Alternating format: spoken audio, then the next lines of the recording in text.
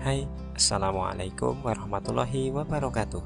Kita berjumpa kembali pada video pembelajaran pendidikan agama Islam kelas 8. Pada video kita kali ini, kita masuk pada bab yang ke-12 dengan tema mengkonsumsi makanan dan minuman yang halal serta menjauhi yang haram.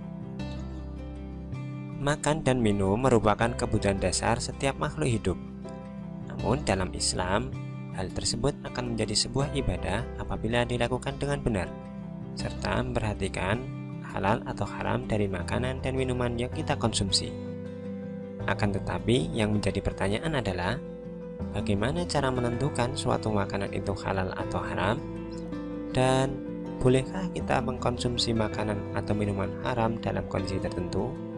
Kita akan membahas semuanya pada video kita kali ini. Simak terus ya!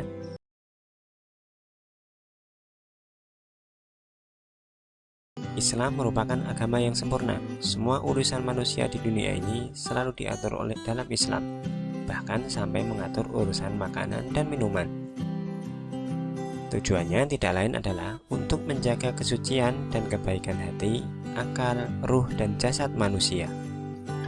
Allah berfirman dalam Quran Surat Al-Ma'idah ayat 88, A'udzubillahi minasyaitonirrajim, wa kulu mimma razaqakumullahu halalan thayyiban wattaqullaha alladzi antum bihi mu'minun, yang artinya, dan makanlah makanan yang halal lagi baik dari apa yang Allah telah rezekikan kepadamu, dan bertakwalah kepada Allah yang kamu beriman kepadanya. Dari ayat tersebut jelas ya bahwa kita diperintahkan untuk makan makanan yang halal dan thayyib.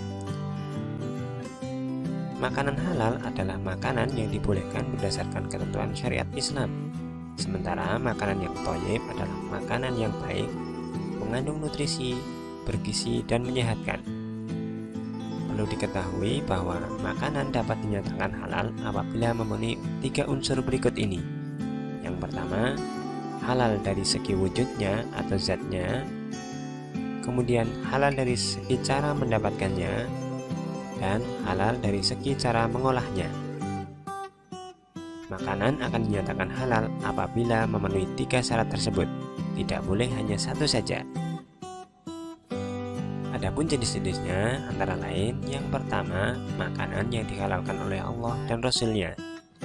Hal ini didasarkan pada hadis riwayat Ibnu Majah dan Tirmidzi, yang artinya, apa yang dihalalkan oleh Allah dalam kitabnya adalah halal, dan apa yang diharamkan oleh Allah di dalam kitabnya adalah haram, dan apa yang didiamkan atau tidak diterangkan, maka barang itu termasuk yang dimaafkan. Kemudian jenis yang kedua adalah makanan yang tidak kotor dan tidak menjijikkan. Hal ini didasarkan pada Quran Surat Al-A'raf ayat 157. Kemudian yang ketiga adalah makanan yang tidak mendatangkan mudarat atau keburukan. Ini didasarkan pada Quran Surat Al-Baqarah ayat 168. Dari segi minuman yang tidak memabukkan, tidak najis, dan didapat dengan cara yang halal. Sementara makanan dan minuman akan dinyatakan haram jika memenuhi salah satu unsur berikut ini. Pertama, haram dari segi wujudnya atau zatnya, haram dari segi cara mendapatkannya, dan haram dari segi cara mengolahnya. Makanan akan dinyatakan haram apabila telah memenuhi salah satu saja dari 3 unsur tersebut. Tidak perlu menunggu sampai 3 unsur terpenuhi secara sekaligus. Adapun jenis-jenis dari makanan haram diantaranya, semua makanan yang dinyatakan haram dalam Quran Surat Al-Ma'idah ayat 3. Apa saja? Yang pertama ada bangkai, darah, daging babi, hewan yang disembelih bukan atas nama Allah Subhanahu wa Ta'ala, yang mati karena tercekik, jatuh, ditanduk, diterkam binatang buas kecuali yang sempat disembelih, dan yang disembelih untuk berhala. Nah, itulah makanan-makanan yang dinyatakan haram oleh Allah melalui Quran Surat Al-Ma'idah ayat 3. Dari jenis yang lainnya adalah semua makanan yang mendatangkan mudarat, makanan yang kotor dan menjijikkan atau khaba'its, kemudian makanan yang didapat dengan cara yang batil, misalkan dari hasil curian, judi, merampok, menipu, dan lain sebagainya. Sementara itu dari jenis minuman yang haram terdiri dari jenis minuman yang memabukkan. Hal ini didasari pada hadis dari riwayat Abu Dawud dari Ibnu Umar. Ia berkata, Rasulullah Shallallahu Alaihi Wasallam bersabda, setiap sesuatu yang memabukkan adalah khamr, dan setiap yang memabukkan adalah haram.